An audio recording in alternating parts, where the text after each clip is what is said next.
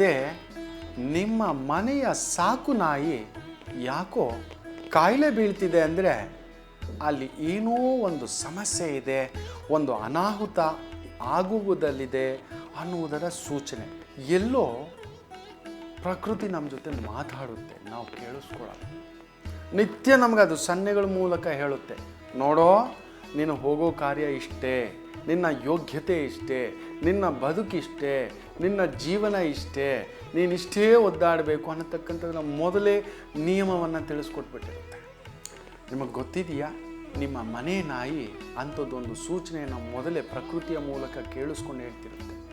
ಅದಕ್ಕೇನೋ ಒಂದು ಅನಾರೋಗ್ಯ ಬೀಳ್ತಿದೆ ಅಂದರೆ ಮನೆಯಲ್ಲಿ ಯಾವುದೋ ಒಂದು ಬಹುದೊಡ್ಡ ಸಮಸ್ಯೆ ಎರಗಿ ಬರಲಿದೆ, ಯಾವುದೋ ಕಾನೂನು ಸಮಸ್ಯೆ ಬರಲಿದೆ, ಮನೆಯ ಹಿರಿಯರಿಗೆ ಬಹುದೊಡ್ಡ ಪ್ರಾಣಕಂಟಕ ಕೂಡ ಆಗುವುದರ ಸೂಚನೆಯನ್ನು ಸೂಚಿಸುತ್ತಿದೆ ಅನ್ನತಕ್ಕಂಥದ್ದರ ಸಂಕೇತ.